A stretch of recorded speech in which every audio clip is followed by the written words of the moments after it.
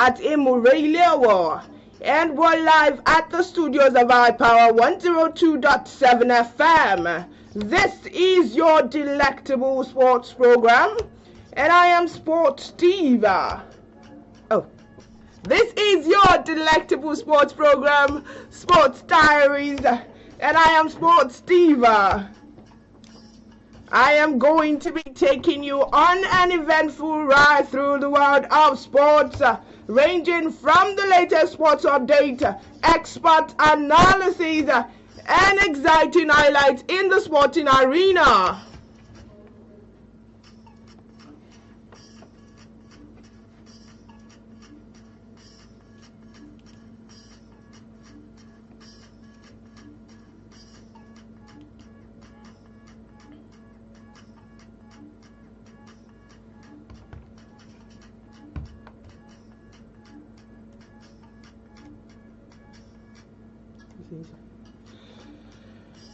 Now, let's quickly step into the dynamic world of sports, beginning from the world of soccer and starting from the home front, where we've got this groundbreaking story on the MPFL. Barrow FC coach Boso target victory over Bendel Insurance.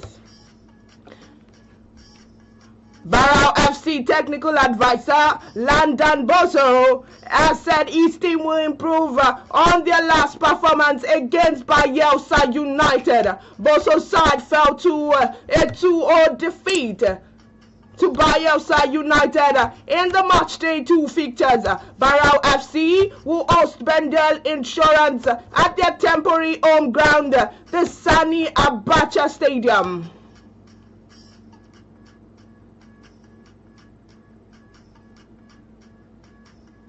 Yes, still in the world of soccer, where we've got this one on Crystal Palace.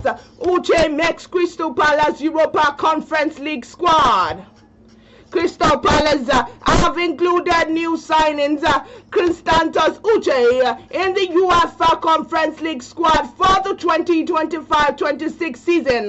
Uche completed the deadline day move to Selhurst Park from La Liga club Getafe. The 22-year-old who will wear the number 12 shirt at Crystal Palace has been registered on List A, which contains 25 players. The Eagle will face Ukrainian side Dynamo Kyiv in their opening game of the competition on Thursday, October 2nd. It will be Uche's first appearance in the European competition. The attacking midfielder is currently on the international duty with Nigeria.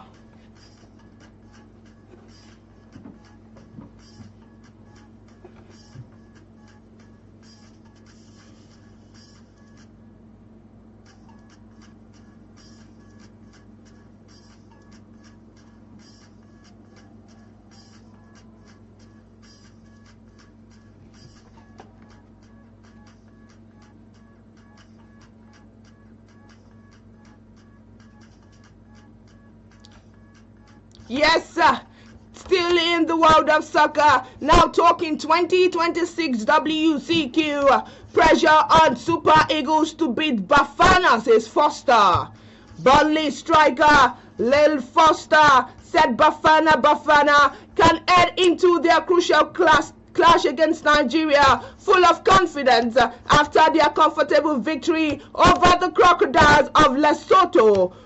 Hugo Bros' side consolidated their lead at the top of the Group C table with the 3-0 win over Lesotho. They will host the Super Eagles at the Toyota Stadium, Bloemfontein, tomorrow. Nigeria will be looking to cut Bafana's lead at the top of the log of 3 points. The host will also be desperate to seal the qualification for the 2026 FIFA World Cup with a win over Eric Schau's side. Foster believes it is the visitors who will be under pressure to win the game. He said, and I quote, "I do not necessarily think there is pressure on us. I think at the moment we are where we are in the group, and that is positive.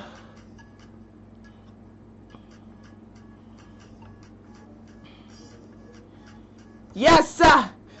Still on the world of soccer, still in the world of soccer, talking South Africa versus Nigeria. Sia pinpoints Super Eagles' weakness ahead of 2026 WCQ clash.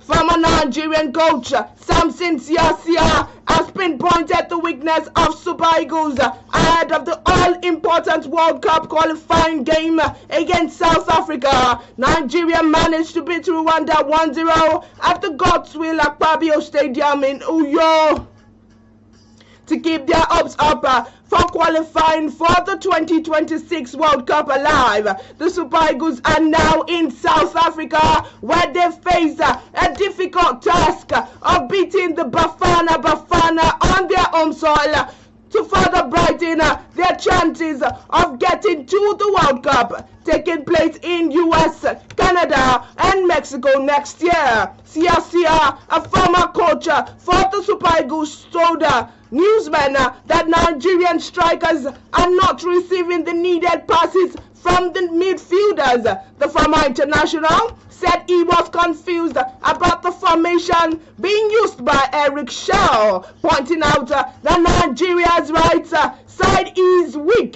He said, and I quote, "Even Osimhen was there. How many times did he actually get the ball? That is the issue on the right side. Nothing is happening from there, and I do not understand what formation they are playing. We have to do better, and what we're doing now is not creating more chances at all." Nigeria remain in contention to qualify for the 2026 World Cup following the hard-fought 1-0 win over the Wasp. The only goal of the night came from boot of Wolves striker Tolu Arokodare, who came off the bench in the second half. Sia added that the win over the Wasp would give the Super Eagles plenty of confidence ahead into the clash against South Africa. Sia said that Nigeria must have a clear game plan, knowing what to do to secure at least a point or even a victory.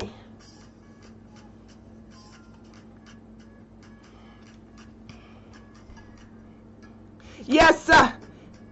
I've got this one coming from MPFL. Ikorodu City set to unleash new signing on Shooting Stars. 4 players poised to make their debut for Ikorodu City in the Southwest Derby clash against Shooting Stars. The players are Abbas Lawal, Ibrahim Abdullahi, Emmanuel Ikechukwu, and Chinonzo Uzama.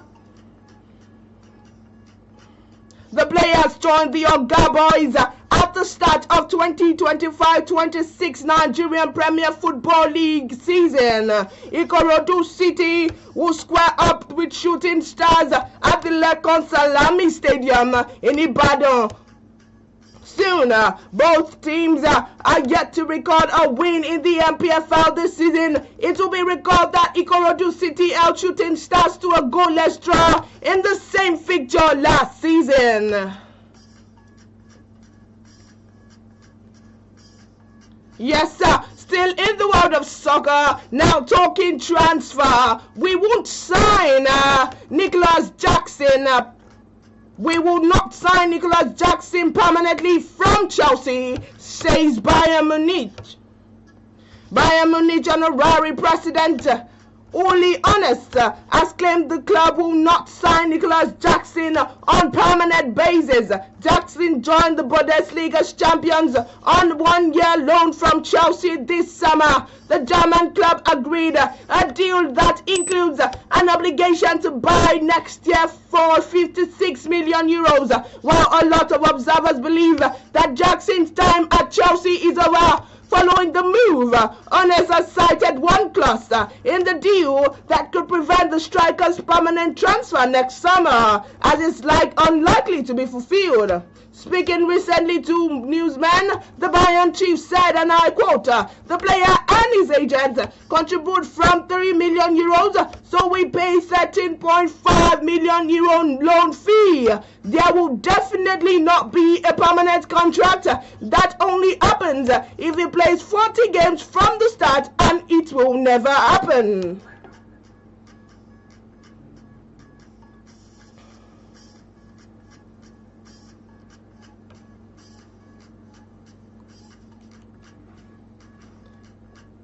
Yes, sir.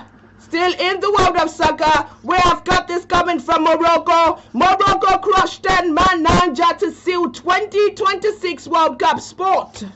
Morocco trounced 10-man Niger 5-0 in the Rabat recently to win Group E and become the first African qualifiers for the 2026 World Cup. Ismail Sabari scored 2 goals in the first half after Abdul Latif Gomez was sent off to the second half goals for Ayub El-Kabi, Hamza Igmani, and Azedine Ounei completed the rout. A 6th straight victory lifted Morocco to an unassailable lead with 18.8 more than Tanzania, and sealed a 7th appearance at the global showpiece with 2 matches to spare.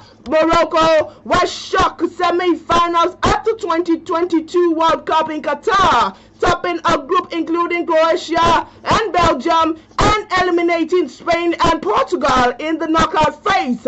The stunning run came to an end in the semi-finals as they lost 2-0 to France. Only Ounei of the scorers against Niger was in the 2022 World Cup squad with coach Walid Regragui.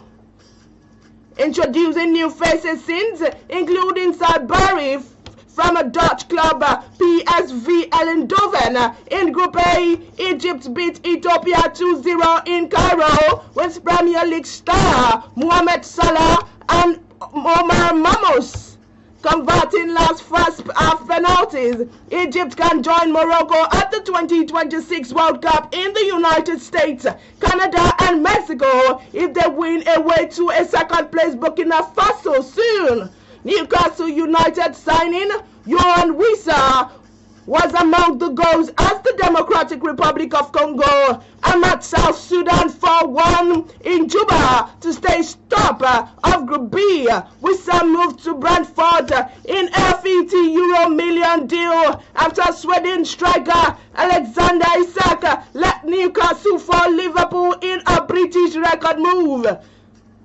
The Congolese are also hoping to return the World Cup for the first time since 1974, when the Central African country was called Zaire.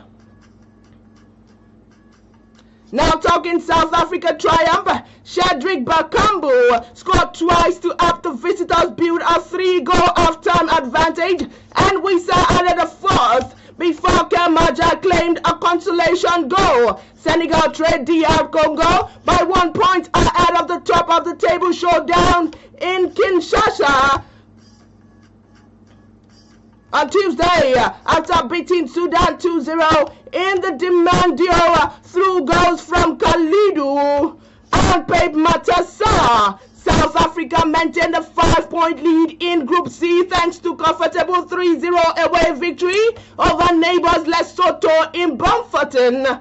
The home fixtures of Lesotho was moved to the central South African city, 145 kilometers by road from the border, because the Mountain Kingdom does not have a FIFA-approved stadium. Mohamed Nkota, who quitted famed Soweto club Orlando Pirates last month to join Saudi Pro League outfit Al Ettifaq, scored his first international goal for Bafana. The boys on 15 minutes, Lyle Foster from Premier League returnees Burnley and Oswinapolis netted within 4 minutes midway through the second half. Victory did not come at the cost for South Africa though, with the defenders Inyiko Mobi and Tabo Molosane retiring injured ahead of the key clash with Nigeria at the same venue. South Africa have 16 points, 5 more than Benin, who edged Zimbabwe 1-0 in Abidjan through the Steve Moan goal. Nigeria 9 points behind the leaders, Rwanda soon. Clinical first half finishing, and Gambia a surprise 3-1 win over Kenya in Nairobi, with Brighton winger Yakubu Mintas scoring the second. However, the result has no impact on the top of Group F, with reigning African champions, the Ivory Coast, away to Gabon soon in a match likely to decide who finishes first. Cyril Gurase, a prolific scorer for the Borussia Dortmund with 38 goals in all competition last season, but is first for Guinea in World Cup qualifying to set a 3-0 win over Somalia. But a disappointing campaign by Guinea. They lie fourth, 8 points behind Group G leaders Algeria, meaning Gurase will almost certainly miss the World Cup.